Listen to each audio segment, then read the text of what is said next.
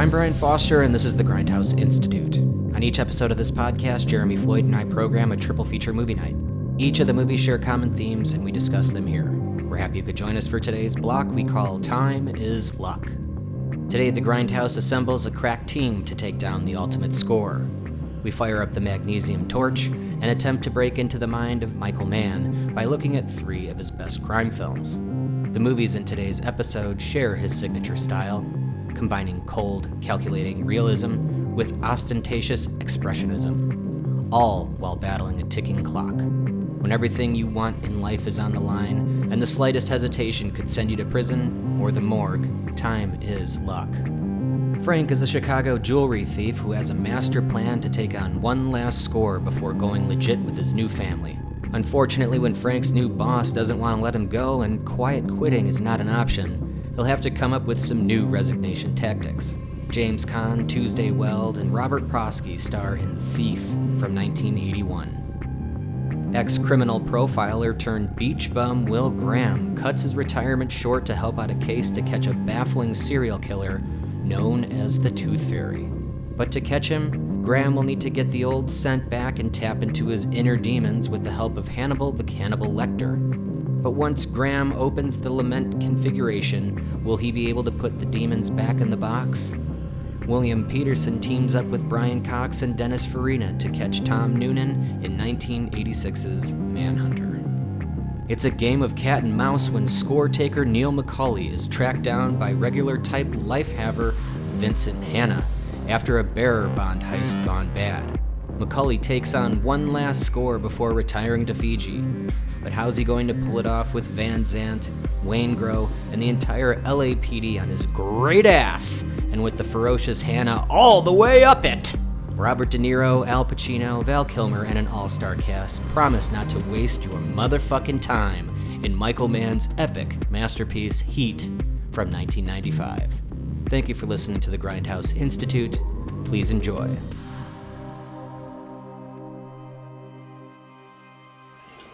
I had to get it on, man. He was making a move. I had to get it on.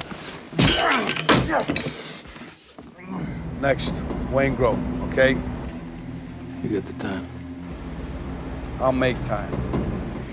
Look, I have run out of time. I have lost it all. Time is luck, Will.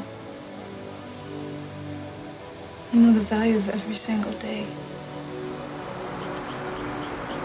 I know life is short.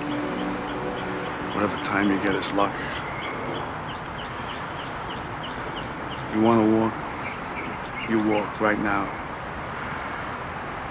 Or on your own. On your own, you choose to come with me.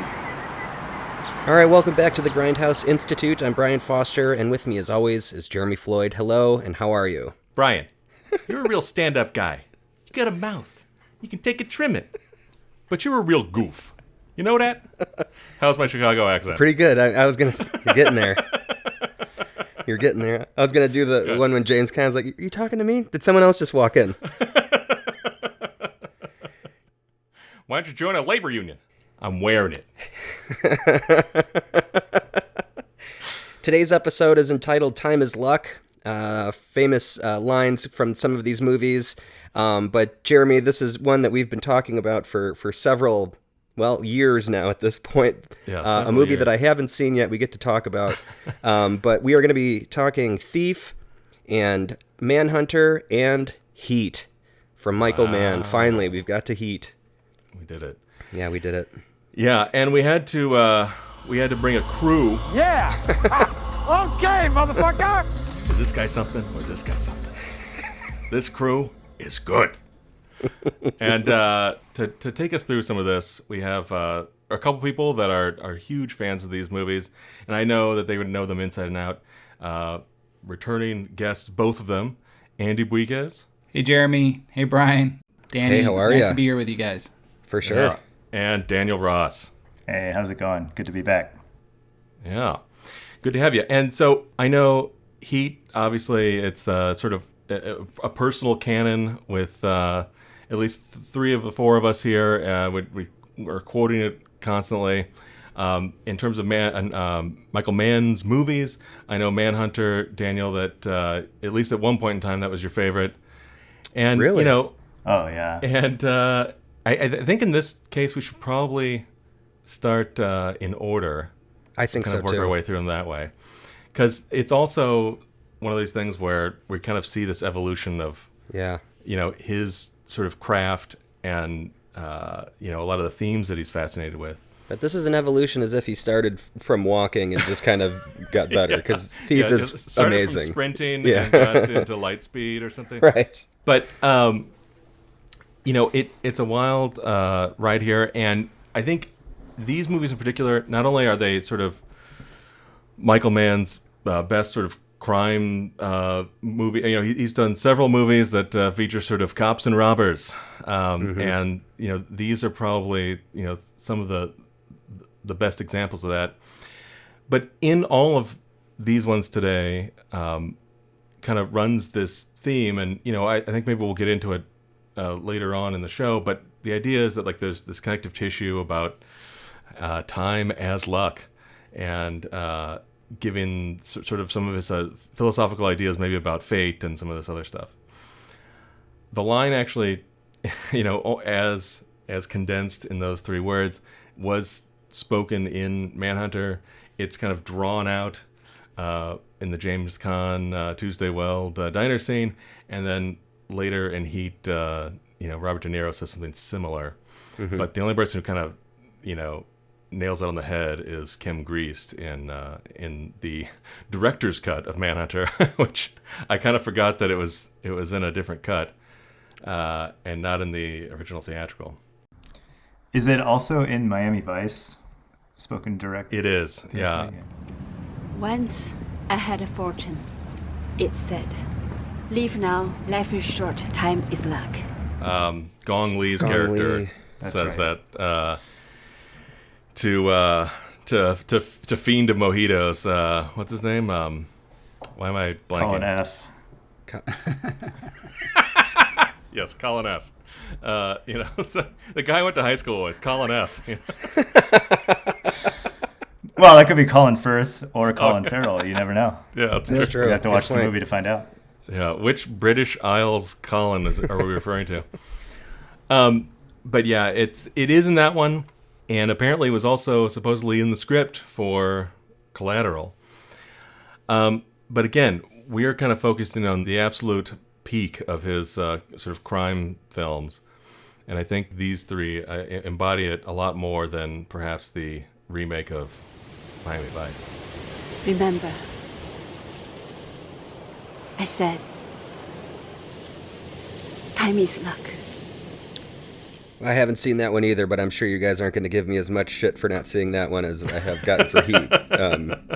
But I think we should start with Thief, though. Let's do it. This holds a special place in my heart, coming from Chicago, and the accents alone kind of made me feel back at home. Seeing shots of Uptown and the blue or the Green Mill and all that was just like, okay, I'm kind of back home here. But man, what a movie! From the score of this movie to the opening scene, everything just kind of pummels you right away, and it feels like you're on this electric ride through this guy's life, and it's really, really amazing. No, absolutely, and how wild is it that it really immediately has that sort of Michael Mann authenticity and feel, and the way that he would sort of later, sort of further develop his style, but it's all there in this first theatrical film. Yeah, I mean, there's a shot at the beginning when I was I couldn't believe that they did that, was when he finally bored the hole through the vault, and they push into that to see the back of the lock. Right. Wow, right? How would they do that these yeah. days? They would do the whole CG thing where it would fly through all the nuts and bolts and everything. But this was, they put it in there. It was real, it was great. And they actually had a $10,000 vault or something that they actually cut through legitimately, for the scene. That's amazing. Yeah, and you can just feel the weight of the magnet, ka-chunk, clanking onto 200 that pounds safe. of metal just sucking onto something. Yeah, and James Caan can barely hang on to this thing. It's wild. I mean, the authenticity of it definitely comes through, and it is one of those things like we had talked about on the previous episode with Patrick, we were talking about straight time. I have since gotten a little more information on what Michael Mann's contribution was to straight time and all that. So he was hired to write it. And part of that process was he spent like 3 months at San Quentin, sort of doing further research aside from the Eddie Bunker book that it was based on. And in that process, he got to know a bunch of, cons and sort of like getting familiar with all kinds of different, ways of, breaking into safes and all this other stuff, right? He got a lot of practical knowledge, both of like prison life and then outside of it. And a lot of that stuff got totally absorbed into his DNA and, was expressed in basically all 3 of these movies. And you can totally feel a lot of that sort of authenticity here in Thief, to the point where like he was hiring actual Chicago cops, right, to play the sort of like bad guys and playing actual, real life thieves to play actually some of the cops, like Rizzy, I think, right? Or Rizzo or whatever his name is. That first poll. Yuritsi, yeah. I'm gonna be on your ass so much you're gonna get careless. And on that day, I'm gonna be in that place. And that is the last place that you want to be. Because no matter what happens, I will never, ever take a pinch from a greasy motherfucker like you. But, he was able to bring some of that authenticity with all that stuff, including his sort of TV movie that he made before Thief, The Jericho Mile, which takes place and was partially filmed in Folsom. But anyway, back to Thief itself, like, yeah, that sense of like both authenticity and the other thing that Michael Mann does so well, which is sort of the expressionism that he brings to it. And a lot of that kind of comes through the sort of the music and everything else. Just a really wet-looking metal Chicago, Yeah, it's very Terminator. Got the vinyl feels like Terminator. Yeah, what was that? It's my copy of the Thief soundtrack. The Tangerine Dream score. Dream. Probably the best score ever made. I was going to say that this. I've talked about some scores from movies that are good to put on in the car. This is one of them. This is one that you could just put on or while you're working or something. Yeah. Totally. Yeah. Late at night, hit the 405. Yeah. If you ever have to drive into a vacant garage and park your car, and grab the getaway car. Yeah, exactly. Yeah. Where do they have these vacant garages underneath the freeway, underneath the Dan Ryan? So they're there. Yeah. Well, do you think this movie and the soundtrack to this movie inspired the other Chicago set film, Risky Business? With the Tangerine Dream score? Yeah, that's a good question, and I think it's a good place to start with Mann on the aesthetics, because like that, at first I think that's what you notice. That's what hits you or hits me every time I watch Thief, and from the just first frame and the first sound you hear, it's like wow. And for it to come out when it did at the beginning of the 80s and kind of set the tone and the pace for like what that decade of films would sound like, and then even sort of carrying on into the 90s and all of the pretenders and sort of style mimickers. It's pretty interesting. Although I have to say, I was watching Assault on Precinct 13 a few days ago, and I was like, I wonder like how much of an eye did Michael Mann have on John Carpenter at that point? That's a good question. Was that 3 years before? 76. Oh, 76. Wow. Yeah. So 5 years before. You can actually see a little bit of that influence in The Keep. If you watch The Keep, it definitely has a very John Carpenter feel. Yeah. I think it's his only venture into like the supernatural, right? Supernatural, yeah. Also, haven't seen that movie. Yeah. The Keep. I know exactly what it is, though. I've seen like images of that blue creature or whatever. Yeah. Yeah. It was definitely a very strange movie. And I was very surprised because I saw it many years after I'd seen almost all of Michael Mann's other films. But that came out right after Thief, right?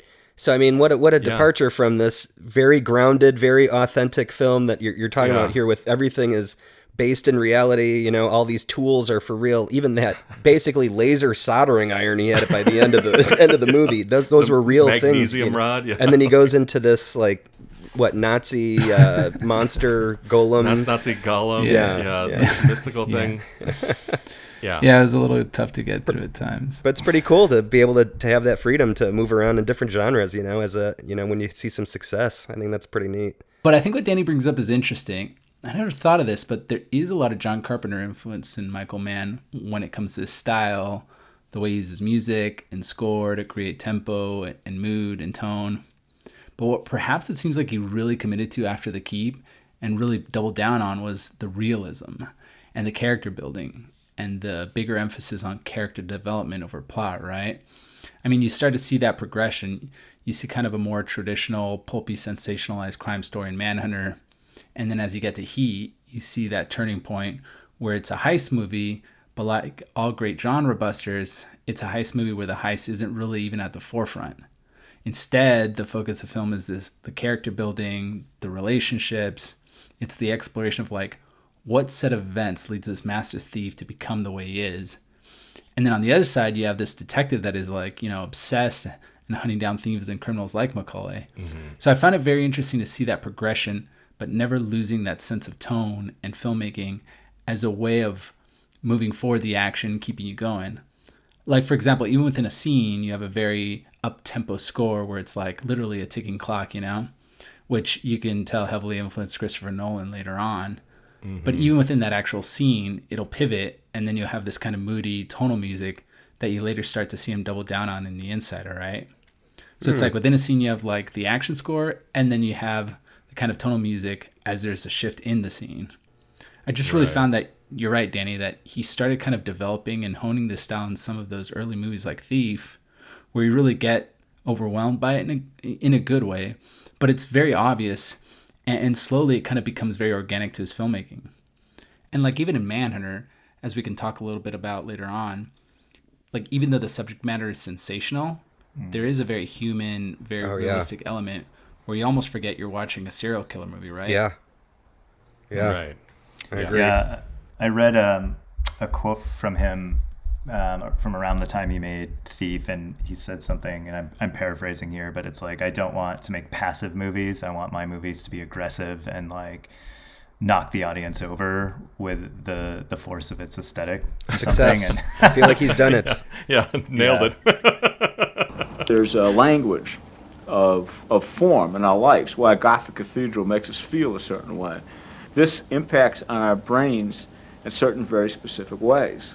That's part of the tool, because these people aren't walking around in a vacuum, they're walking around in rooms and places, and this is a visual medium. Not because the actors aren't important, and not because the characters aren't important, just the opposite, they're terribly important. But how we want the audience to feel, how we want to set up their emotions about the place they're in and the space that these people are in, that's a very aggressive, very dynamic tool to do it. There isn't one moment in these movies that I don't feel like something's getting like thrown at me aggressively, but in a good way. It's not like it's batting me over the head with it. Yeah, but I would even counter that. I mean, think about it. Like the best scenes in Heat are literally dirty over the shoulder, shot on long lenses. So there's nothing really aggressive about it. If anything, it's the opposite. They're quite intimate. It just so happens that the context of the story he's telling is in this very action-packed genre. No, you're absolutely right. I mean, like it's hard to pin down like what's the best scene in Thief. Is it Robert Brodsky's turn into the devil, or the welding through that safe? Grandpa Fred as an absolute badass from Gremlins 2. Man, awesome. The Italia confrontation. Hey, you goof! Look at the wall. I am the last guy in the world that you want to fuck with. It's all dynamite. And how about just the the diner scene? Diner scene. And that's the thing. Does like anybody do a better diner scene? What about the adoption office? Like that's a 3.2 carat gold. No, but this ring. Yeah. But like think of the amount of suspense in that like 13-minute diner scene. Yeah. And what's happening there, you're like learning who these people are, but at the same time, Frank's trying to accomplish this thing, and you're really wanting him to accomplish it. You know what I mean? Like to convince her to be a part of his life. Yeah. I feel like that's also seen in the adoption office. I thought that was, you got a lot of backstory of him. I was one of these kids. I grew up in this, kid with 4 green walls around him. That was a really great. Yeah, that's an awesome moment. scene too. Yeah, for sure. And it's not just that, but like I will say, Danny, that it's interesting that Michael Mann makes this comment because there is an aggressiveness in the dialogue. Even if the scenes feel intimate, there's an aggressiveness in the dialogue that just packs so much information. Or like a propulsion. Well, you know what I mean? Propulsion. Like, for example, when he's like talking about his ring, it's not just the context where he's saying like, oh, I got all this money, but it's like the fact of the value he places on these things he's collected as like the foundation for what's supposed to be a stand-up life, right? Yeah. And this idea that like this is what a respectable life is, and the ability to, accumulate wealth in the form of a ring or the suits you wear and things like that. And so it's all material. Throws a lot at you, Yeah. but in it there's this intimacy in the sense that, here's someone who understands the pain of knowing what going through the system is like. And again, you see in the progression of these two films, Michael Mann becoming even more effective with the dialogue he uses. I mean, there's very often very little frivolous language, It's all, like you said, very pointed, very intentional, and sometimes even, bordering on unrealistic with the things they say, But even with it being intimate, there's just like non-stop barrage of information you're learning on the characters, partially because he tries to tell so much in such little time. Yeah. I think what I think of when I think about that diner scene is just how impossible it is to imagine this movie with any other lead besides James Caan, dearly departed, rest in peace to a king.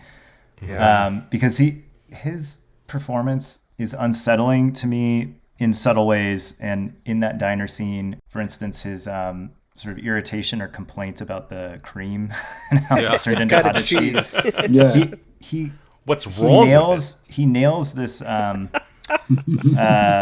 way of sort of being in the world where it's just like at any moment, like he can like cause a scene. You get that sense, like it explode. You know what I mean? Like it, not even explode, but just like have problems with people in a very alpha kind of way. Exactly, and that's an example of it not blowing up in his face. But the example in the adoption agency is just the opposite, where it does blow up in his face. Yeah, and I think that's the attention to detail that is real subtle, right?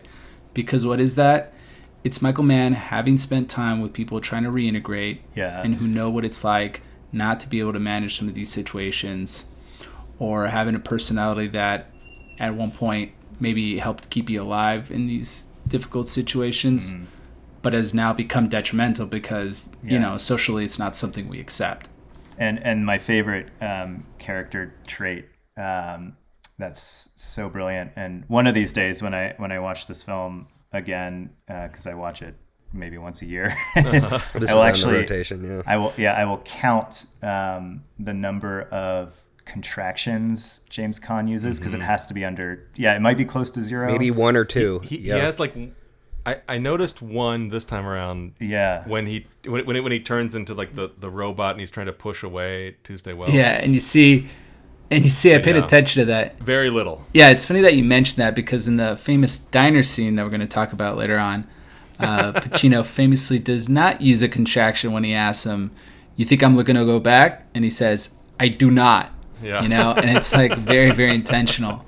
And it struck me that like Michael Mann does kind of equate that directness with a very definitive character trait, I read in this one that they made that for James Caan because he doesn't want to repeat himself. His character would never want to repeat himself, so he says it as clearly as he can, so he only has to say it one time. Yeah, it's the same strategy I use for my kids. Speaking of the details, the little details, I didn't even catch this until I was looking stuff up after. But when they're going to release Willie Nelson from prison, they're in the court and they're looking to appeal his parole.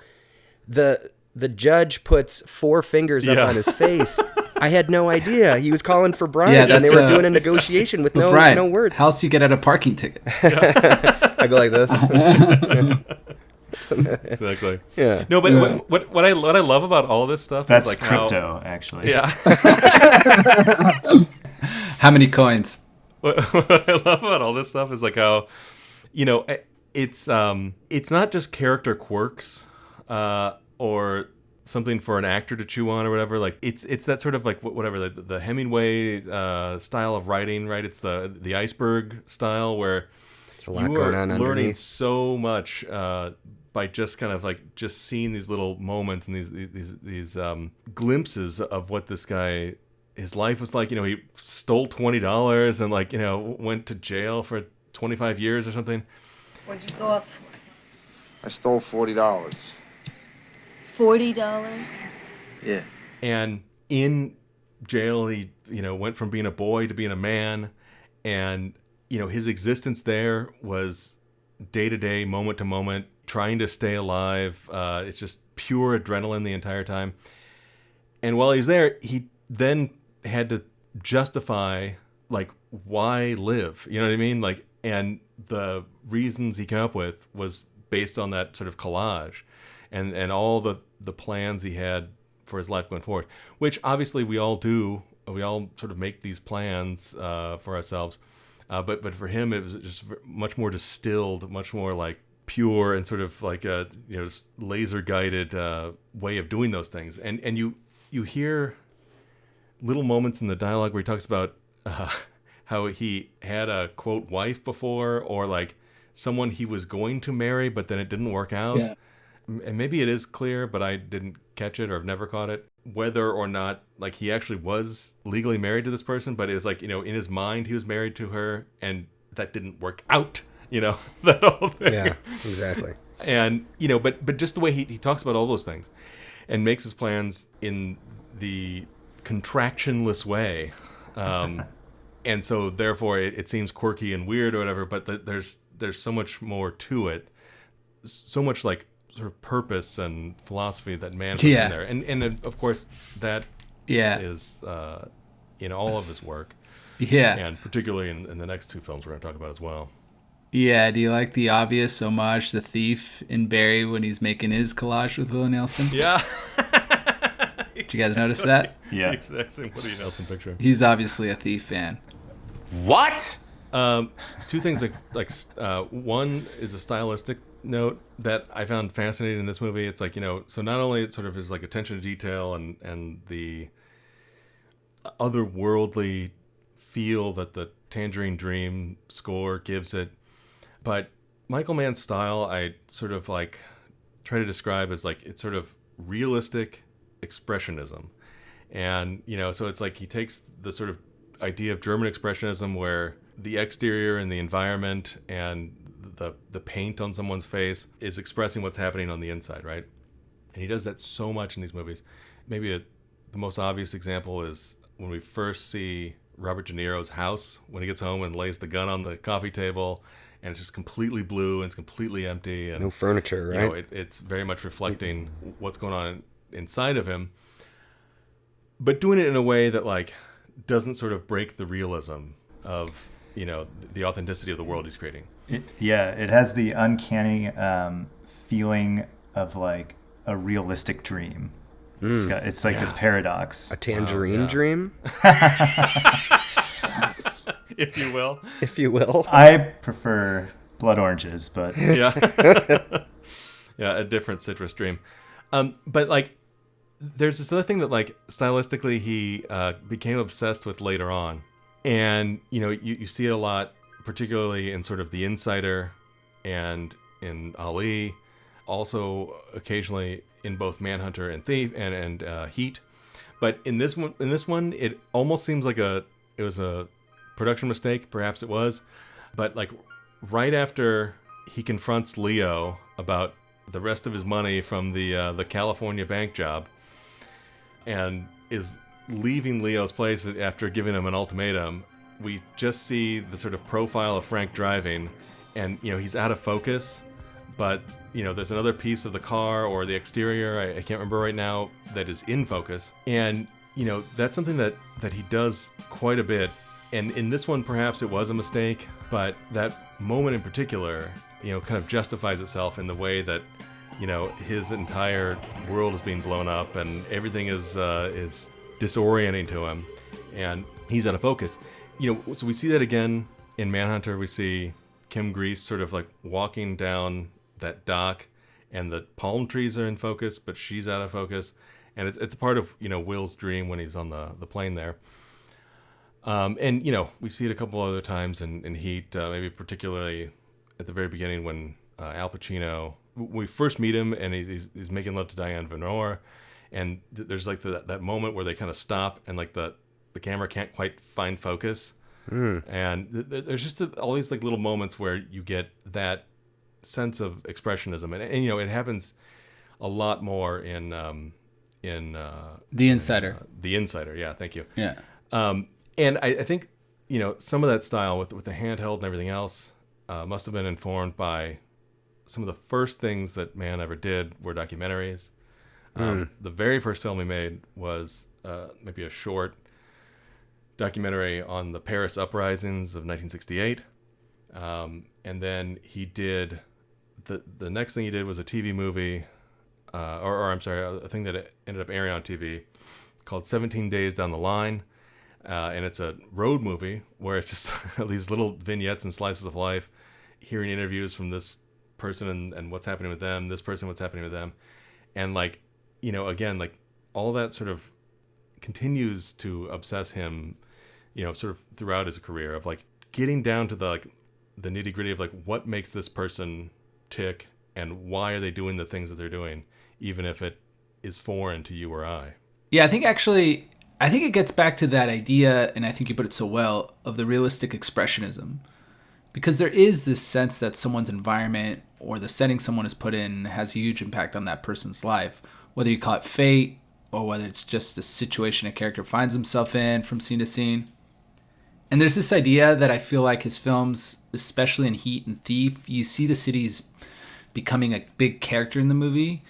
Not so much because of specifically the city's logistics or because the city adds like something plot-wise, but because of the impact it has on the characters. You definitely see James Caan kind of being the subject of that environment, that kind of oppressive, kind of working class environment that really took him out of the jail system and threw him into a world that wasn't, any kinder to him. And he's like constantly fighting, to survive and fulfill this vision he has for like a normal life. And I feel like that it's represented visually. And I think the way you put it is that it does have this big reflection and it's almost like holding up a mirror to who the character is on the inside. And you see that both stylistically, visually, and it's also represented just in the milieu in which the characters find themselves, Right. And this is something I was going to bring up for Manhunter, and maybe this will be part of the segue, but there is this like almost like Kubrickian formalism to some of his stuff in terms of just the little tiny details and the things he obsesses over, but then also sort of those things pay off. And the Kubrickian part of it is that sort of expressionistic aspect of it. It's like the way that, we see Nicole Kidman dancing in Eyes Wide Shut with that Hungarian guy or whatever, and it's like the lights of that room are just completely out of focus, and it feels like a dream as it's happening, and a lot of stuff in that movie feels like a dream. And in that sense, like Mann does a lot of that stuff, but makes it even more realistic. And some of the coldness that Kubrick has, or some of the remove that he takes from the audience, isn't present in any of these Michael Mann movies, because he's so able to capture the visceral and the emotional, and like the thing I was thinking about was like there was that sense of formalism in the prison scene or the Hannibal Lecter cell scene in Manhunter, where we're kind of just seeing these back and forth, singles, but both behind bars, both behind exactly either side of the bars. And sometimes the cuts are awkward if the bars don't quite line up, and I was sitting there like puzzling over that moment. I was like, well, why does this not feel the way that the rest of the movie feels, right? It's like, and I think part of it was that he was going for some of that formalism that Kubrick obsesses over with those, the vanishing point that's always in the center of the frame. But doesn't that formalism also speak to who Hannibal Lecter is? Right. as a genius, mad genius.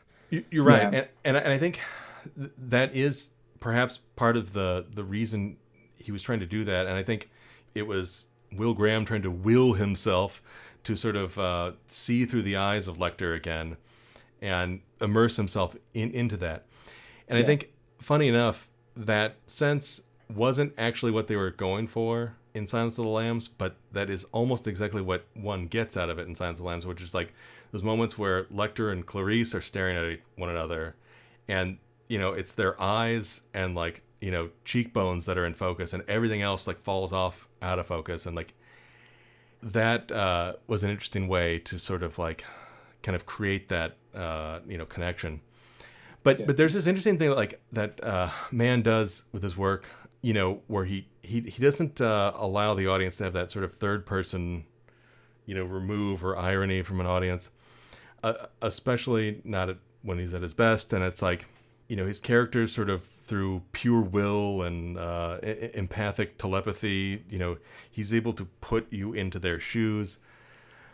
Even if maybe the specific motivations and mechanics aren't super clear, like the way that the audience feels the Edie and Neil romance and heat, or the Cora and Hawkeye and Mohicans, it's like the bonds that that these characters feel outside of that romantic relationship, you know, are strong. And, you know, he's got his code and, you know, a sense of friendship with Michael and with Chris.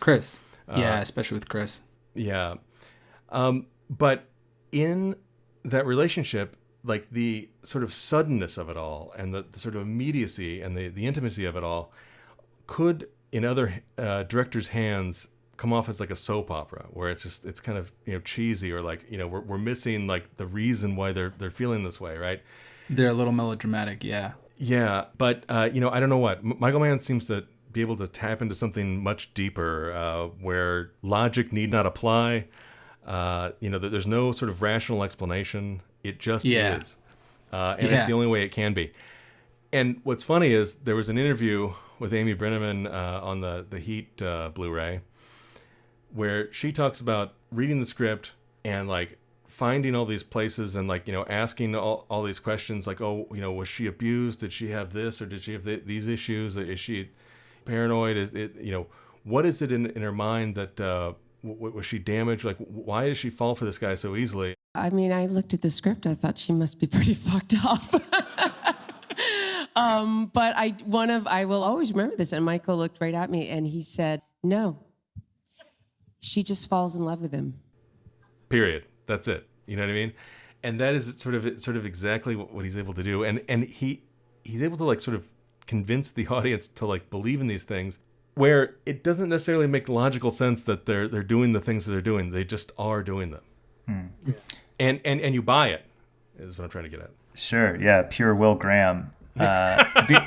Because and to get us into Manhunter, I totally get what you mean, because for me, especially rewatching it after having not seen it for a few years, the sort of ecstatic climactic scene of revelation where Will puts the pieces together. Yes. Oh, you've seen these pictures, like that's you, my man. That's my favorite scene. Yeah, that scene is awesome, but it doesn't make logical sense.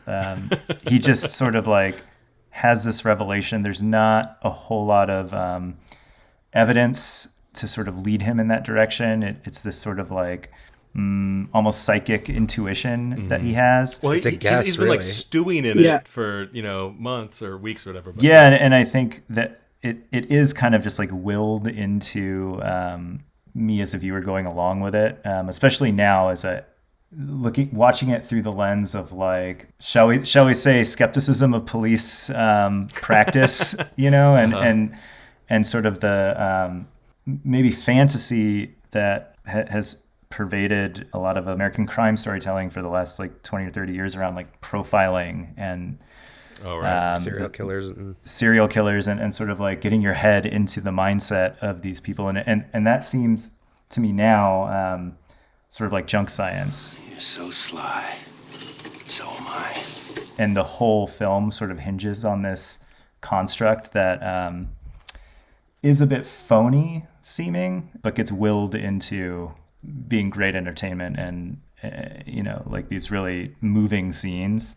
I thought there was a clear aha moment, though. I thought Lecter told him, once you continue to do something that you believe is right, you become God, or you transcend that next level. And that's when he put the pieces together that he was that painting, right? Or the embodiment of the Red Dragon. Yeah, I think, I mean, Danny, you bring up a good point, and I think it does lend itself to what Jeremy is saying. And I guess you can have your argument as to whether this kind of profiling is actually realistic. It's interesting to watch. But I think that the scene really is a culmination of what they're getting at with Grant's character, right? Which is, here's this detective who has a special ability, and what is that? That's why they bring him in. It's kind of like Vincent Hanna, right? He has this ability to become so obsessed and so focused on this crime that he can actually see more than just the facts that are available to the cops. And how does that scene start? Kind of like what I was mentioning earlier, right? It's him and Dennis Farina arguing about whether they should sit there and try to figure out who Dollarite is. Next killer or next victim try is. Try to anticipate the next victim. And he tells them that he's going to keep going as long as it takes. Give it up! Forget this month, it's too damn late. Don't talk to me about late, pal. I'll tell you when it's too fucking late. Until then, we go as late as I want to take it. Yeah, it's there, and I do think they do enough work. I mean, you can have an argument as to how believable this is, but they do enough work of him living with the pictures, living with the crime scenes, walking in the shoes of Dollaride, to that moment where he realizes, like, what am I missing? Like, here's a guy who uses mirrors to see himself commit these murders, but he doesn't take anything. Why is that, right? And you know, there is a little bit of a movie moment where, you know, the answer, and I think in a very cool, very dated detail, is staring him in the face, and it's like, oh yeah, Dollaride worked in the film processing center that linked all these things together, right? Yeah. And to me, it works, but it does bring together these 2 points that you had, Danny and Jeremy, which is like, you can maybe have some of these shortcuts where the characters aren't developed as much, or maybe Will Graham at some point just kind of has this light go off in his head, but it happens a lot. For example, I was just watching the climax of Heat, and like Hannah just happens to look down an alley where everybody's like running out of a hotel where there's this fire alarm going off, and he sees Edie in the car, and it's instantly like he recognizes, oh, that's Neil's getaway car, and it's like, it's like, how does that work? Well, that must be I Have a Woman, because there's a level of metaphor and expressionism that goes even to the character level, which is that Macaulay and Hannah are different sides of the same coins, so they can relate to each other, and there's this relatability. And when it comes to romance, I think how Mann makes you feel that relationship, even though maybe he didn't spend the whole 2 hours exploring just one couple, it's just that there are these moments of real honesty, right? And the reason you believe that Edie might even be in love with him enough to run away with him is because there's that moment, and it's a very tender moment, where she explains, she asks him if he's lonely because he travels a lot, and she confesses to him that she's lonely. And so you get that connection, right? You can connect to it on an emotional level, even though the specifics of it maybe are not realistic, right? And that lends itself to the expressionism. Like, obviously, you can exaggerate certain manifestations of emotions visually to, like, communicate those, right? And just to go back a little bit about the impact that setting has is, you know, I was just thinking as you were talking too, is that, like, you know, in Thief, it's interesting. Like, you have the city, and if I'm not mistaken, they rarely show the Chicago skyline and represent it the way you normally represent Chicago, right? Right. And there's this idea that James Caan is yet in another oppressive setting where he's essentially enclosed by these huge skyscrapers. That's true. Yeah. You never see the tops of the buildings. It's always just like kind of goes up till forever. Right. Which is what it looks and like. In Manhunter, you have Will Graham, who's constantly surrounded in these like whitewashed rooms that are essentially no different than Hannibal Lecter's rooms. In fact, in the aha scene, he happens to be in this all-white room with Dennis Farina, and he might as well be in, you know, a detention room. Yeah, a cell in the mental hospital where Hannibal Lecter is being detained. And he's always surrounded by windows. There's this idea that there's this aspect of Graham's character that is behind bars, always kind of looking out and using that as a tool to look out. And there's this idea of using the eyes to experience the world around you. And then in Heat, you know, I was just thinking about this recently. It's like, antithetically to Thief, there's this idea that Neil McCauley is always seeking out open spaces, right? He's like meeting with Nate underneath the overpasses, or there's a famous scene where he's always talking to his crew in open spaces. They're always out in public. They take their calls on public phones. It's this idea that there's security in being in open spaces, right? So like the city of LA is perfect to reflect that part of Neil McCauley. So there are these little things that start to get you picture the character, so that when you get to the moment like where the character is experiencing something intimate or something that's important to them, you like understand it. The character starts to feel real. You're right? kind of almost just absorbing it osmotically through osmosis, leading up to that moment. Yeah. So I thought that really, and perhaps that's the way he's able to achieve what's kind of a very difficult balance, right? I mean, I think use the Kubrick example, or you can look at you can look at a lot of Christopher Nolan's films where the calculatedness is done so expertly and so beautifully at times that like it can really drive the film or capture you with it. But I think what Michael Mann does that really takes that a step further is really balance that out, because you need those moments where you can feel bad. Otherwise, how do you watch like a 2-hour film about a thief and feel bad when they don't get to carry out the thing they set out to carry out, right? Like, why is it that you see Neil McCauley being stopped and there's a part of you that like feels bad, right? And part of it is the situational tension, but part is that you start to build like a complex character where you understand them and empathize with them. In fact, Will explicitly does that in Manhunter when Dennis Farina is accusing him of feeling sorry for Dollarhide. Yeah. No, like my heart bleeds for him as a child, right? The child he was. And it's it's that kind of approach that Michael Mann brings to a lot of the characters, that even though there are characters that do bad or heinous things, there are other things where you start to see the human aspect. For example, like, well, we'll eventually get to this, but it's like, well, what brings about McCauley's tragic demise? There's this idea of friendship, of breaking your own code, of not being able to be disconnected from all relationships or all attachments in life, right? The ability to like realize that you're human, that you can't help yourself. What are you, some kind of monk? Those kind of things are all things that you can relate to. And so balancing that out, I think, is what elevates the film to the next level, especially for things that could have just come off as like genre movies, right? Right. Well, and I think that's an interesting thing, just to stick on Manhunter for a second, because, like, you know, it's based on a book, more so based on a book than Thief was. I think I don't know if we were recording yet when we were talking about this, but, like, you know, the book Thief is based on, you know, supposedly doesn't have a whole lot to do with what's in the movie, and there's a lot of sort of invention there. A lot of the stuff in Red Dragon, however, the book this is based on, you know, is in the movie on the cops side of it. Interestingly enough, a lot of the stuff with Dollarhide, the Tooth Fairy, you know, he does talk about the Red Dragon and the Rising Sun. I can't remember the name of the painting, but he shows the it to Blake painting. Yeah. shows the William Blake painting to Lowndes as he's you know, intimidating the hell out of him. But a lot of the details apparently about the serial killer that Dollarhide plays is just based on a real guy that Michael Mann interviewed in prison and got to know for a while. On top of that, in the book, the Dollarhide character, you know, there's a lot of scenes where we see things through his perspective. And in the movie, that happens a couple of times, but we spend a lot less time doing that. And by doing that, by making that adaptive change or whatever, like, he focuses the movie a lot more on Will Graham and that aspect of the story. We spend time with Will and his family, his wife, that awesome scene with his son in the grocery store, and we get just enough of a Dollarhide to make him complex, but, you know, not too much to take it away from the focus of the movie being about Will. Yeah. And what's interesting about that is like that it sort of earns the title change from Red Dragon to Manhunter, you know, because of some of those adaptation changes that he made. Right, which is a different approach than Silence of the Lambs, right? Where the focus became Hannibal Lecter. Yeah, exactly.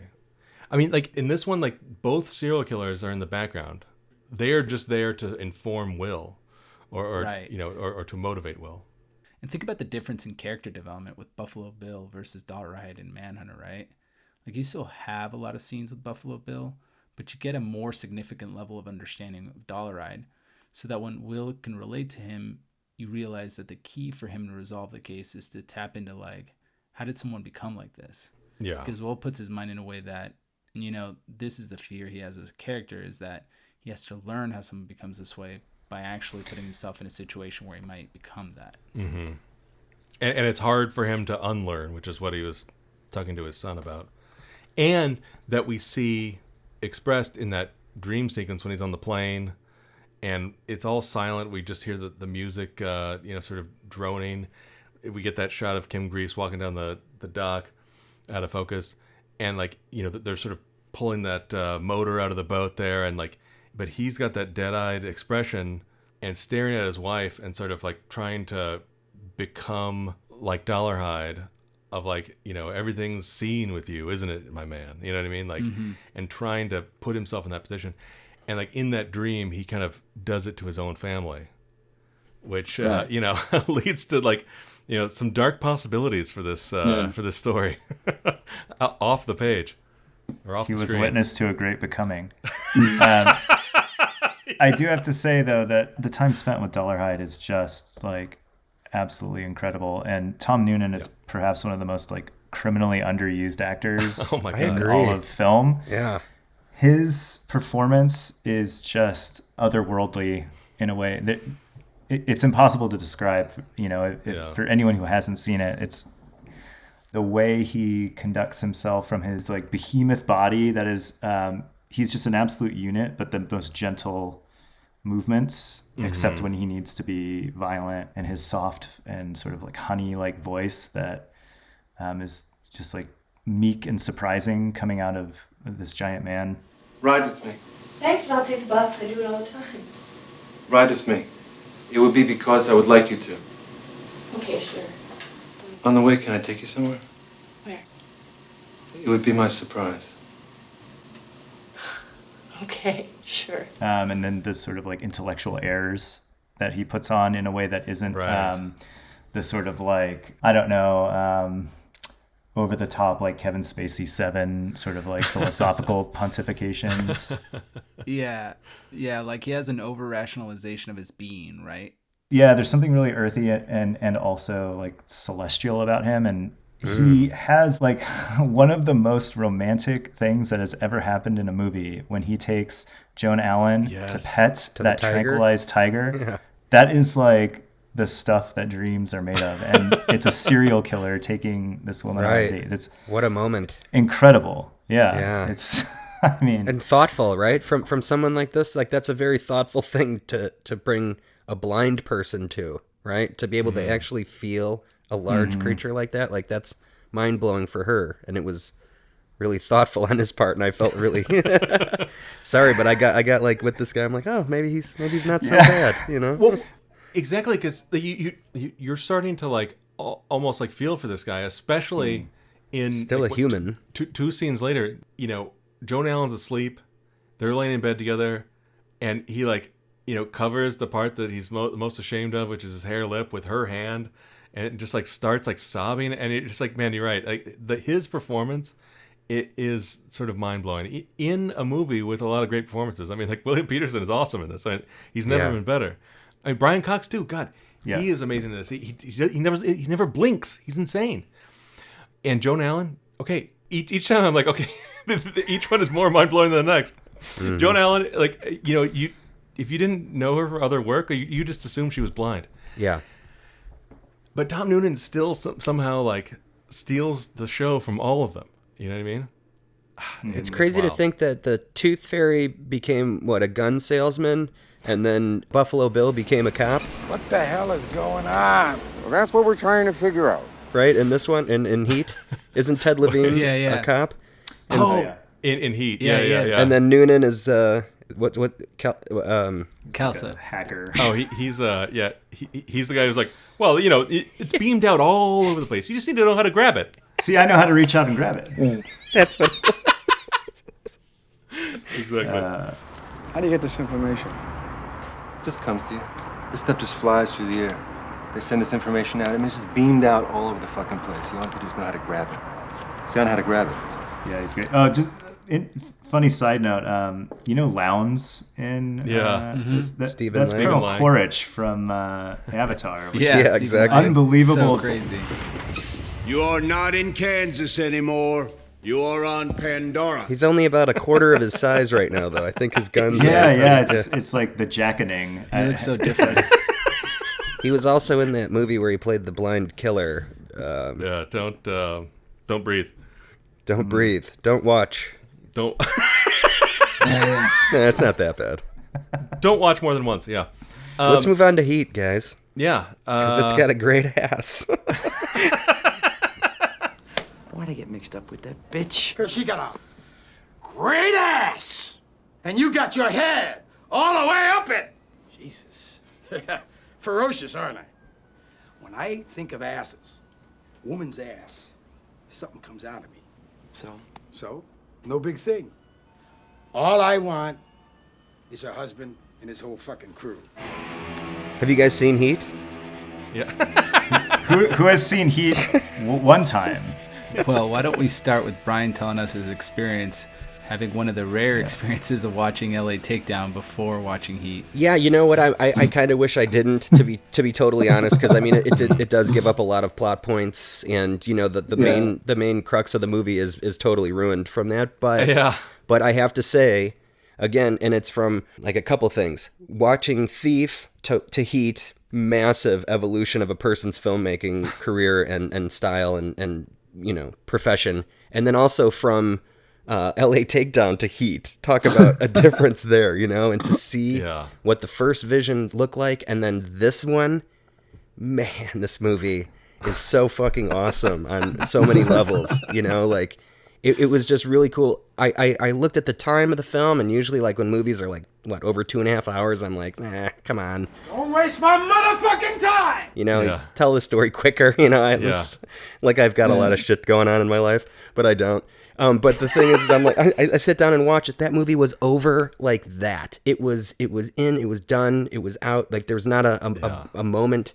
There are good moments to breathe in a good way, but they never really, they're relentless with like good shots, good scenes. Everything is purposeful, and it just keeps you driving through that film. And it's really about three people. Like I honestly thought it was about Pacino, and I thought it was about De Niro, but really I think Val Kilmer has he's definitely part of this, and he's part of like, you get his backstory, while not as much, and it's not really like that cat and mouse game that's going on with him. He still has an incredible story that's going on with Ashley Judd, and the way his story ends is really incredible too. She doesn't give him up, you know, that's somebody else, you know, and I was like, damn, you know, like she was pretty loyal to him by the end. You know, she wasn't throughout the film, but yeah, and that's the awesome thing too. Because, and I was just talking to Jeremy the other day, like when the cop is talking to Ashley Judd and trying to get her to turn over Chris, he walks her through what's going to happen in Dominique's life. Yeah. See, if you don't betray Chris, you victimize Dominic. Because he becomes an orphan when you go to prison as an accessory. So he ends up state-raised in foster homes, juvenile facilities. Then he steals a car. Then he winds up in gladiator academies like Chino and Tracy. Fucked for life. I was like, it's such a great parallel, because not only is it a backstory that I think has its roots in a lot of the people that Michael Mann has met over the years in his research. For example, you can see James Caan's character being something of this. Yeah. But it's essentially a cool way of like setting up Chris's backstory without actually having to go into it, right? So it tells the story of what's going to happen, getting into the foster care system, going into these gladiator academies, and then having situations escalate and it becoming essentially representing the cycle of institutionalization, which I think is like a recurring theme for a lot of Michael Mann's characters, and how these characters try to break that, whether it's by taking action, by creating these goals for themselves, buying their way out. And the tragedy comes from the fact that once you're in that cycle, your own nature or your own predispositions or your own character eventually kind of trips you up again, right? Or just the way that society is organized, like, you know, the way that Michael D. Williams explains it. Yeah, fucked for life. That is it. That is exactly the story we see through the Dennis Haysbert character, right? Right, like, exactly. He's like, oh, I'm gonna go straight, right? I've got support with my wife, and I've got a job lined up. And it turns out that job that's lined up, the guy's like, you kick 25% of your take home back to me. You clean toilets, and you don't get time off. Fuck you. I own you. Yeah, you're not going to be doing insurance commercials, dude. Sucks that Harold grew up to be such an asshole. Well, what are you waiting for? Yeah, but it's just such a great scene because you see how using very brief dialogue, you're able to get it, right? Like you understand Chris's character, and then you've had some scenes before where we understand like to what extremes he'll go for Ashley Judd and what she means to him. The sun rises with her, right? And so then you have that tragic moment where he realizes that the sum of his actions is losing the things that are most important, right? What I didn't understand from a relationship standpoint, but what I didn't need to understand because it was presented so well, was De Niro's relationship to him, to Chris. Because it felt like he was a very fatherly figure to him. Without getting into it, they really didn't get into much other than the fact that he went and confronted Ashley Judd straight up. And he's like, you're going to give him another chance. Like, you're just, like, let this one go. But, you know, you're going to go back to him right now. And he wouldn't take no for an answer. It was a very De Niro scene there. Well, and he was also giving him sort of that fatherly advice when Chris wakes up on his floor in the morning there. And because he's got no furniture, right? Yeah, exactly. But like, that's the thing is like, you know, Mann's ability in this movie, like you're saying, like, you know, it's over 2.5 hours. It's super dense, and there's drawn out stuff too. Like, and there's a lot of characters to get into. Like, we even get into and feel bad for Dennis Haysbert's wife when she sees the thing at the bar and like all these things. Like, you know, we get so much out of this movie, but almost each scene and each moment is like a short film where it's like they're trying to make things distilled as efficient and distilled as possible. Where it's like it's almost like poetry, where every single word is to try and get you to have an emotional reaction, and then you can move on really quickly. And you get a lot more concentrate, you know, in any given moment than you do in another thing. Real quick before we move on, what I love about your preamble about this, seeing this for the first time and having it sort of ruined with LA Takedown. I kept meaning to mention this every time you'd bring up LA Takedown, but like I was always surprised like how much of LA Takedown you were able to retain. You know what I mean? It's like, oh yeah, for me, like a lot of it, because it was like all the connective tissue that's available in the 2.5 hour version that became Heat, and you know also a lot more money, is able to flesh out and so the audience is able to understand what is happening between this moment and this moment, this moment, why this person's doing this, why this person's doing that. And in LA Takedown, it's like, well, there's just like this happens. Here's a and then scene. There's another thing. Here's that another happens, scene. And then Here's another another thing that scene. happens. Yeah. And wait, why is this happening to this? And why does this guy care? You know, like I and because there's some of that connective tissue missing, you know, I just assumed like, you know, a lot of that stuff you'd kind of have to like just jettison from your memory, but it is wild how much you're able to retain. And even that being said, I guess it is still speaks to the power of this movie to be able to like, you know, break through the fact that you had all the plot ruined for you, essentially. Oh yeah, definitely. Seeing it all play out was still a treat, just the way that it all came together. And it's not to say, I mean, LA Takedown, there was not great acting. I mean, I like Xander Berkeley. Yeah, he was an interesting Wayne Grow 1.0. I can handle all kinds of things, man. They ain't invented the kind of things I can't handle. Stop talking.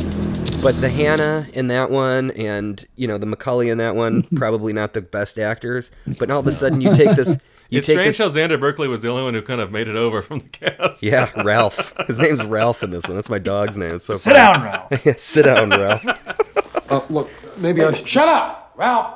Sit down! But to see that same storyline being played by two people like Pacino and De Niro, and then seeing them in the same fucking room in a scene together was like, I mean, I know it was a big deal back in the day, but even seeing this now, what is it? 15 years, 20 years later? 30 years later. Yeah, sure, whatever it is. Yeah, it's only 10 years, right? Yeah. 90s were 10 yeah, years I mean, ago. it's also just the way that it was shot, right? There's just a level of execution in that scene that I think, you know, in a way we talked about in a previous episode about having a rough draft, right? It's kind of very rare that you get a second chance to represent the same scene, but like elevate it by the craftsmanship. And that scene's just amazing, right? And edited very well too, right? And I would say that that goes, I mean, obviously, Jeremy, you understand the editing part of this. It's very difficult, and to keep up speed and keep up pace, it's important.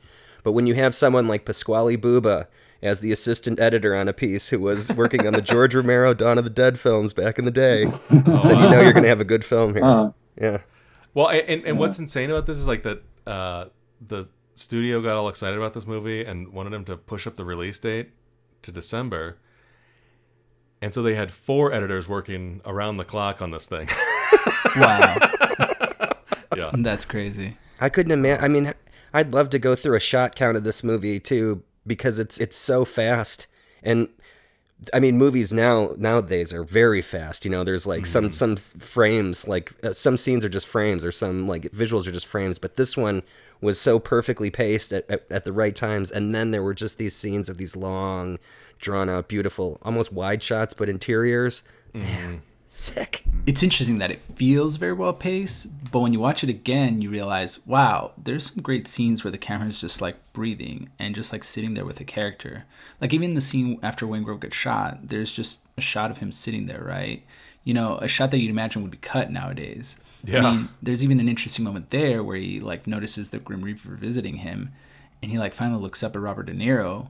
But then we come back after Robert De Niro leaves, and it's just a shot of him lying there dead. And it's interesting because you actually get to feel and see the consequences of these moments, you know? And just repeatedly throughout the film, like, characters will have an interaction, and it's like the instinct of people talking and walking out of a room and cutting out of a scene. Like, Michael Mann knows when to let the scene breathe. And you get that feeling, right?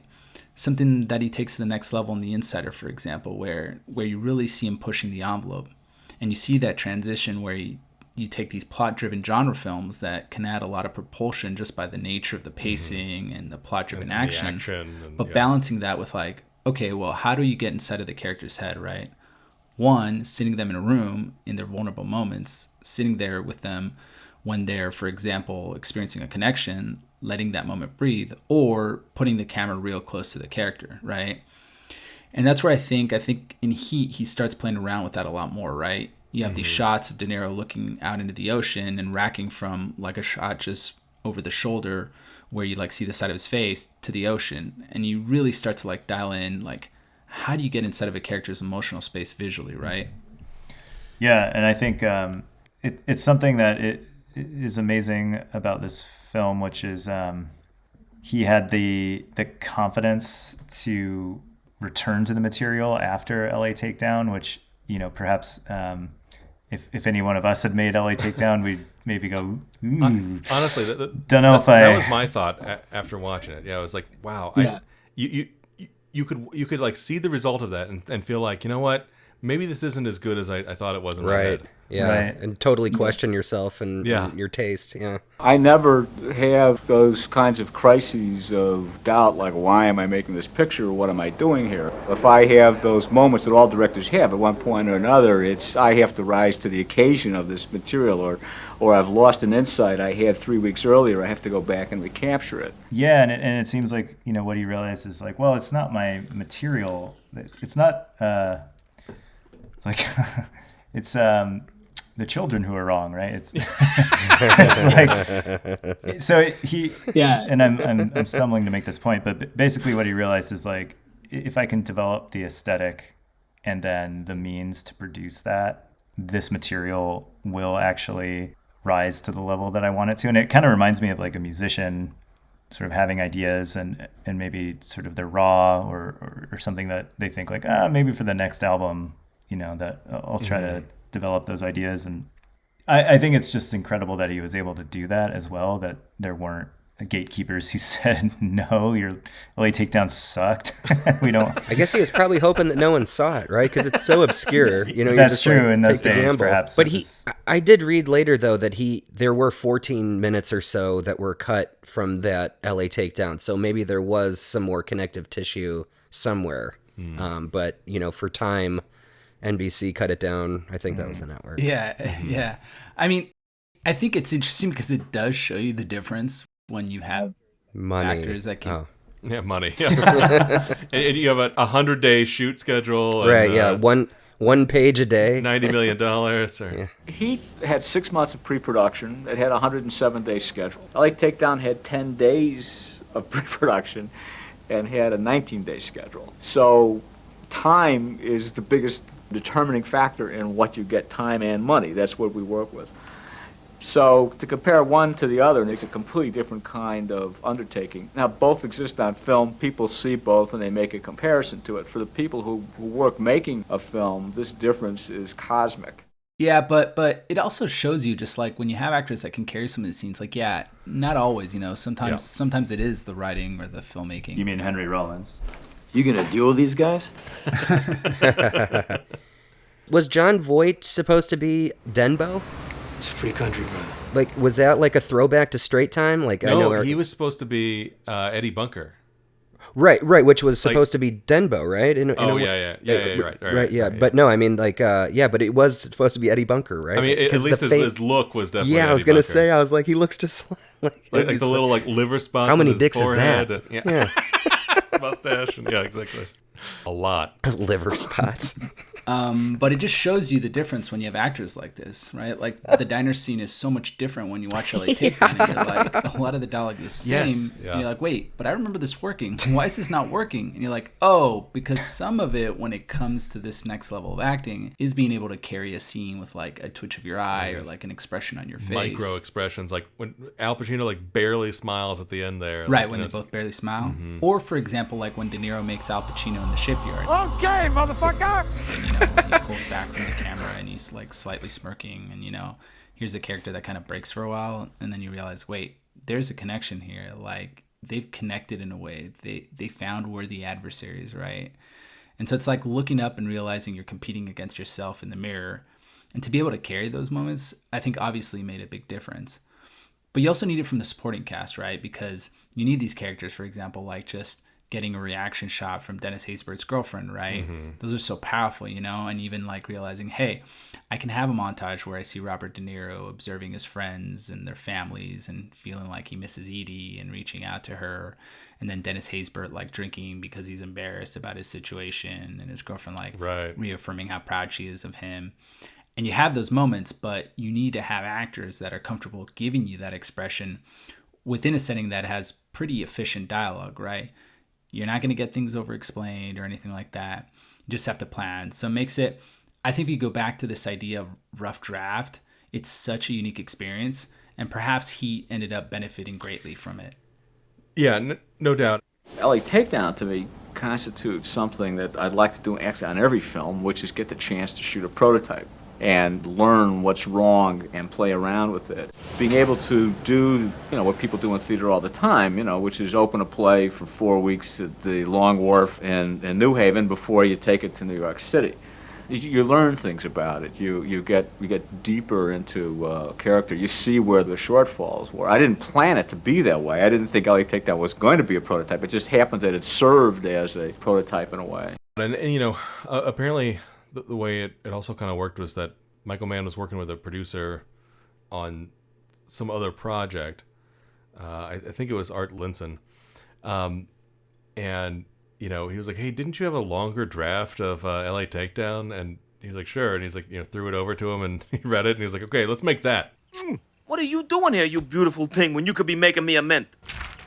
Hey, fellas, start shooting! Hooray! And, wow. And supposedly that's how it worked.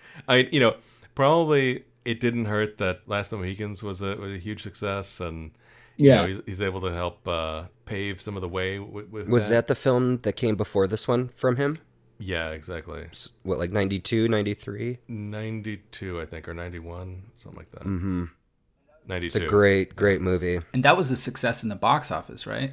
Yeah. So was this one, but I don't know how this movie didn't win any writing awards or anything. Like, this movie has no awards to its name. Like, that blows my mind. That's acting, anything. I think there is an aspect of like not knowing what to make of the film, because it is like a genre buster. Like, if you think about it, it's a heist movie where the thing you're least interested in is the details of the heist. But it's awesome. Like, think about how much time Christopher Nolan spends on the heist details in Inception, right? It's like the rules become part of the game. But here, Michael Mann just took a step back. So you watch the movie and you're like thinking you're going to see a different type of movie, and you're getting what, has elements of a kitchen sink drama, and you're just like... You're totally getting, exactly, a kitchen sink drama with heist movie trappings or whatever, yeah. Right, exactly. Sure, because this is a love story. Absolutely a love story. Between two men who greatly admire and respect each other. Just like the Yakuza is the story of two soulmates, sort of finding each other again. Are you talking about the Robert Mitchum movie? Yeah. Len Schrader penned. Yeah. So, going back to our good friend Waingro here, I think, the Waingro that ended up in Heat versus the one in LA Takedown. So Kevin Gage. Yeah, for the rest of the audience who probably hasn't watched LA Takedown, the guy playing Ralph, who's watching Al Pacino's goddamn television set. He's one of the foster parents. It was also one of John Connor's foster parents. Todd. Not my mother, Todd. He played Waingro in the original TV movie. But the guy who played Waingro in this, gave a mind-blowing performance, first of all. And secondly, it's wild how he just kind of at least to my knowledge, done anything else after that. He was in Blow. He was the cop was he? that busts George Young at the end. Oh, wow, okay. Yeah, but no, right. He was because he was in prison not right. long after this movie, I think, for 2 years or something. Yeah, I think he was. Oh, in real life? Yeah, I think he was. So he wasn't giving a performance. He just had to get it on. He was getting on his own personality. If I'm wrong and Kevin Gage is listening to this, do not come after me. Please don't come find me. Well, he does have very beautiful eyes, so that'll be... Yeah. That's the word I'm putting in. I could get lost in those. Especially when the Grim Reaper is visiting you. But yeah, it's it got me thinking how well, especially in these three movies, that Mann sort of portrays his villains, his sort of arch villains that run throughout the entire movie. In this one, Waingro is this, almost like Greek tragedy figure of catalyst to bring down the whole crew. Tom Noonan steals the show in Manhunter. And fucking Robert Protsky, the lovable old man from Mrs. Doubtfire and Gremlins 2, played the most evil character in his very first on-screen role. I mean, it's mind-blowing. I'll whack out your whole family. People will be eating them for lunch tomorrow in their wimpy burgers and not know it. That was his first on-screen role? Yeah, I mean, I think he was a stage actor before that. He started a little late in life, huh? But yeah, that was first time on screen. And he is so good in Thief. It's terrifying. Absolutely terrifying. Mostly because I know him as Grandpa Fred. Yeah. Exactly. This guy's harmless. No. No. Yeah, I like where you're going with Waingro as this sort of chaos agent that, not only does he botch the first heist that puts Pacino onto them, but essentially he's sort of it's not so much that he's a incompetent psychopath. He kind of has this more cosmic role as the thing that is going to bring down Macaulay. The Tasmanian devil, the collateral damage. He's this irresistible temptation, and Macaulay can't say no to it in the end. Interesting. It's a little Anton Chigurh type character. Yes, I was just going to say that. Yeah, there is this idea that he's this force. Yeah. He's this force of chaos that what it does is it brings the characters in confrontations with themselves, right? Where it's in No Country for Old Men, he's a force coming after the protagonist for his greed, right? Here, I think in a way he does represent that element of he does represent that element of luck and time and fatalism, and Macaulay has to make a choice whether he runs away from it or whether he confronts it. Yeah, he's like a Loki figure, like a trickster who's playing games on Macaulay. But he also has fun on his own, right? Because he did have a working girl with him, and whatever he did to her, they don't really show it on screen, but it doesn't sound like it was a good thing, right? And that kind of brought more heat on him, right? Or on them. Yeah. Yeah, and that's an interesting thing that, speaking of sort of the poetry of how the film was put together, that's another thing where it's we get this glimpse of what Waingro's like out in the world there, and his thrill comes not from getting hookers for their services, but rather for killing them afterwards, right? So much so that we later see maybe it's like 2 scenes later, we see Al Pacino's character get called away from the cops' night out, and he goes and sees what seems like we've got a series here, and it seems like it's another Waingro killing. But when we see the person underneath the body bag, it's a different person, and so we've kind of like very efficiently shown that this is the same guy. And they say something like, "Oh, if we test the semen, I bet it'll come back a match or whatever," right? Yeah. Wait, are you saying this is a serial killer movie on top of everything else? It is. It's got it all, man. It's got it all. It's got everything. Yeah. In fact, plus Manhunter equals Heat. In fact, that was actually what I was going to get to, is that in a way he is a sum of Thief and Manhunter in terms of the evolution.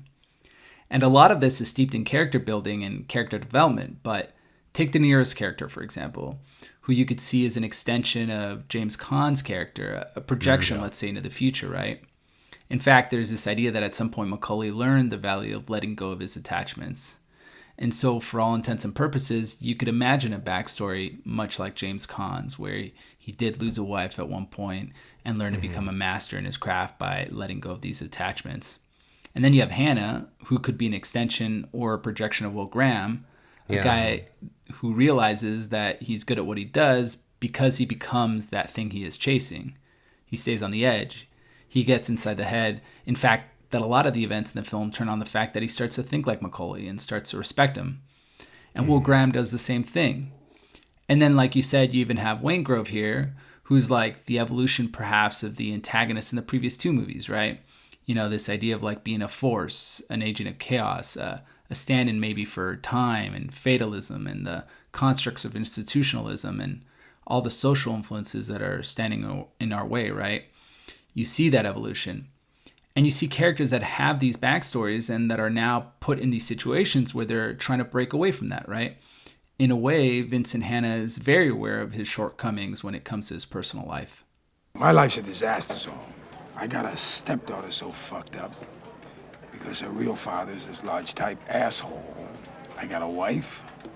We're passing each other on the downslope of a marriage, my third, because I spend all my time chasing guys like you around the block. That's my life. And you have Neil Macaulay that, within the span of the film, goes from operating without these attachments and being extremely efficient when he does, but by just some chance encounter with Edie, who admittedly reached out to him spontaneously out of her character, learns to really appreciate the value of having someone in your life and having those attachments. And he kind of comes to terms with that. And the tragic downfall in the movie is him, in a way, becoming less robotic and gaining some of his humanity, right? Yeah. If you think about why he doesn't get away a lot easier, even during the final heist, it's because he tries to save Chris. Normally, he should have just gone away on his own. But, you know... But that was against his own rule, right? Yeah, he was supposed to drop everything in 30 seconds. Right, and he didn't, and that almost cost him... Right, exactly. One of my favorite scenes in the film, which again, if we talk about the natural evolution as a culmination of all these creative approaches, is the scene where Nate, the John Voight character, calls him and tells him that he has the information that he asked for. Next, Waingro. Yeah. You got time? You don't need it though, right? Like, leave it alone. No, but not even that. Like, in that scene, John Voight tells him, and then there's this moment where it's like played off John Voight's reaction after having told him and wishing him good luck, where you could see that he knows that Macaulay's going to go after him, and that maybe that's the last time he's ever going to see him, right? And if you think about that scene, John Voight doesn't say much, but he just gives this great performance just off his reaction. And then you have this moment where presumably Macaulay realizes like he should just head out and catch the plane, but then he goes through that tunnel and he has like a moment of illumination where he has this clarity of mind where he's like, you know, I have to do this because... Again, that expressionism.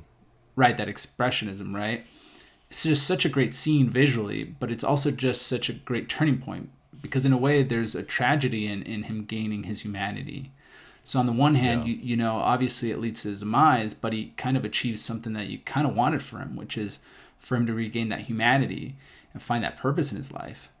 Like if you think back to James Caan's character struggling to find that defining aspect of his own life, you see Neil Macaulay actually gain it for a second, whether it's his intent to run away with Edie or standing his ground and doing the right thing and going after Waingrove. Because in a way, he does Vincent Hanna's job, right? He goes after and actually stops the serial killer and does the right thing. Well, And he stops the thing that like is literally haunting Hannah in his dreams. Exactly. And I think that comes down to that final handshake at the end. So in a way, it's just so interesting to see the progression and seeing how like Michael Mann was able to derive from his previous two films and put them together into these characters and build something that was a lot more transformative, you know, from a genre perspective. Yeah, and that's interesting. Real quick, just on that idea of like the ending and how, of course, it's always tragic, especially for the De Niro character. You know, there's all these little decisions he made that landed him on that little airstrip, and when it came down to the final countdown with those two characters, you know, it's sort of this tragic moment where you know, you as the audience are, I mean, or at least I am, it was kind of like rooting for De Niro to triumph there. Or at least to get away with Edie, right?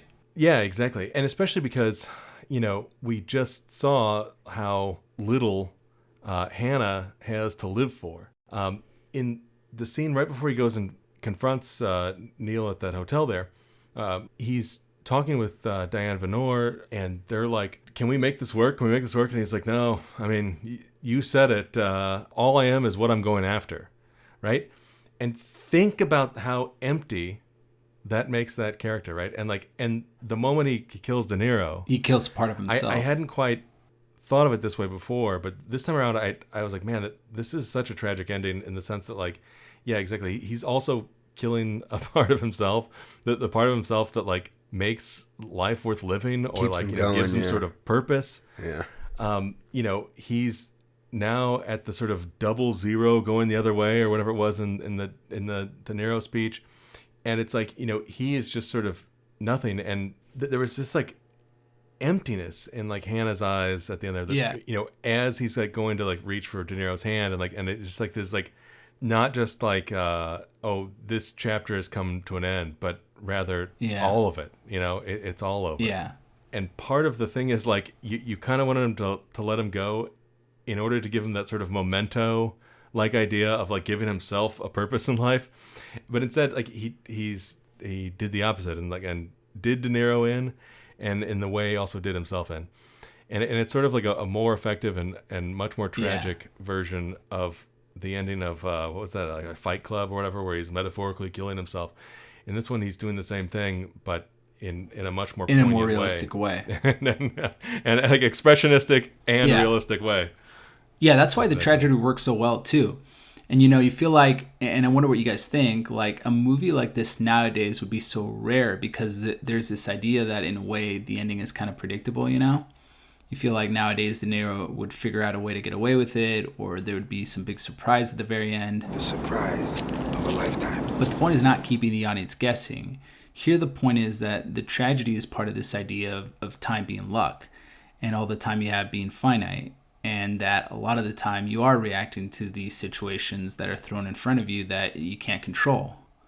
You know, in a way, like neither Hannah nor Macaulay could go on like this indefinitely, right? I mean, Hannah isn't going to find another Macaulay to go after, you know, and the more he goes after guys like him, the more he'll realize that it's going to be a never-ending task that's not really going to be fulfilling. And then, you know, Macaulay, on the other hand, is always on the brink of violence and doing this occupation that if we were to take away anything from James Caan's character, it's so hard to get away with, even when you're ready to walk away from it, right? So there's this idea that those worlds are going to collide. And that's where this great theme of fatalism comes in. Like, can you fight up against it? Can you somehow defeat your own circumstances? And, you know, the characters do it with varying amounts of success, right? I mean, James Caan's character, I think, and maybe it's a little more open-ended in Thief, right, as to whether you see that being possible or not. But he definitely liked those two worlds. Let's not get into that argument again. Yeah. Yeah, no, that's so interesting because like there's this idea that like Michael Mann's movies, you know, have almost this sort of fatalism to them, like this, you know, propulsive like fate that is like they can't get off the train or whatever. And his movies are always ultra serious and completely humorless, but still somehow not grim, which is such a relief and such a difference from, I don't know what, the Paul Greengrass Bourne movies and, you know, the, you know, Nolan Dark Knight movies where it's like, those are also super serious, but they're also this grim slog. They don't have the emotional connection to the characters amongst themselves and the audience to those characters and investment in those relationships the way that they do in Michael Mann movies. Well, because I think that the difference here is that these characters navigate worlds that are grim and oppressive and restricting and limiting, but they're able to achieve redemption within the tragedy, right?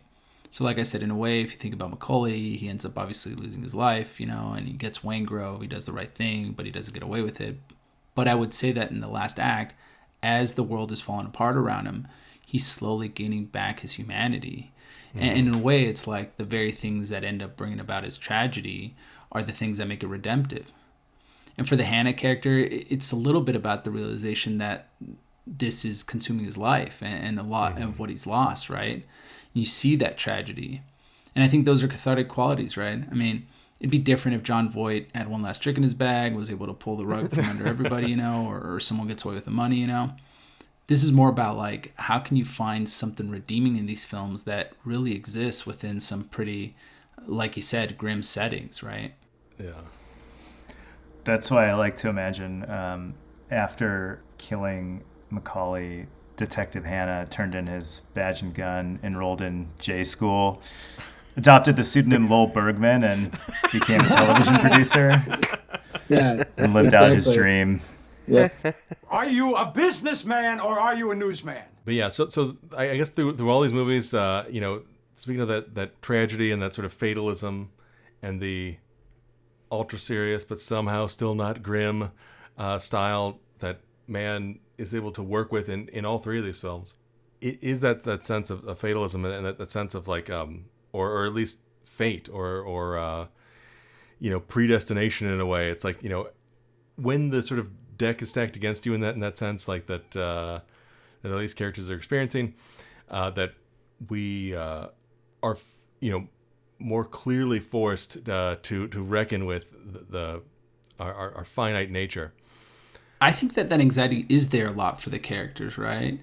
I feel like, to bring it back to Heat, on that final scene where Robert De Niro convinces Heat to go with him, I think you see that arc, and there's this realization that, like, as disciplined as you can be, ultimately you're not going to be able to control all the elements around you. And the only way that your existence can survive that is to double down on the things that make you human or make you whole or bring you happiness. And it has to do with human connection. I think that's what a lot of these characters are dealing with here. They're just hyper aware that the element of time is always going to be acting against them. As they see time pass, they realize that their existence becomes the sum of the choices they make. And also, it's like interesting to see that culmination and to see where that took Michael Mann in his filmmaking career. Just because the next couple of films, I think, transition that conversation from an exploration of fatalism to maybe destiny, and also that struggle, instead of being so insular within the characters, becomes an exploration how they impact society around them, right?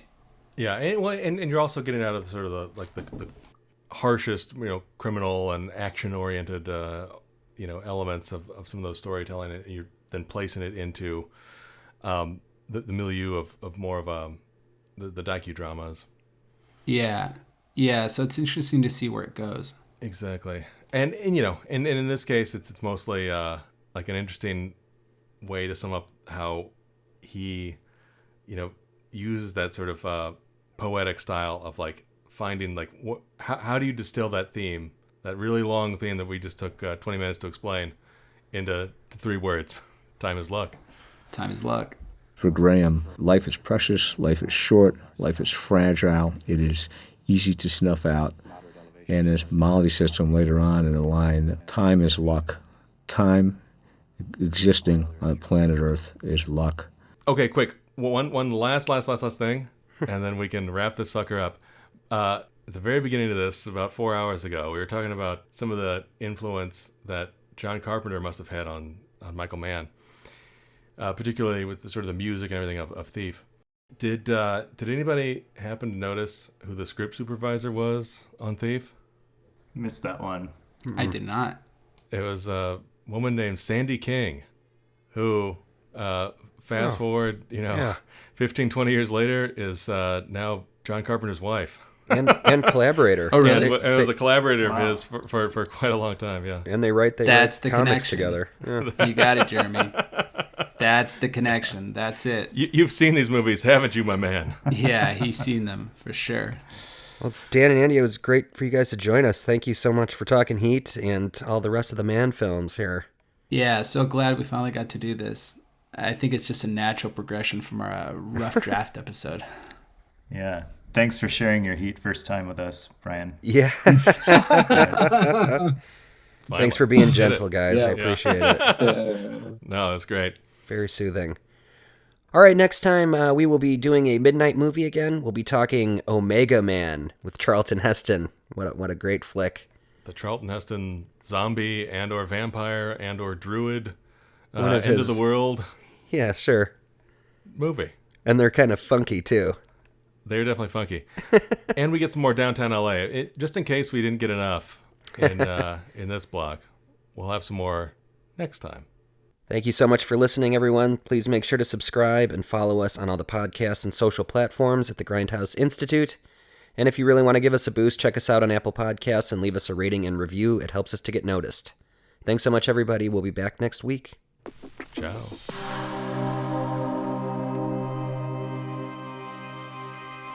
And that's it. That's the dream. I have one where I'm drowning. And I gotta wake myself up and stop breathing or I'll die in my sleep. You know what that's about? Yeah, having enough time.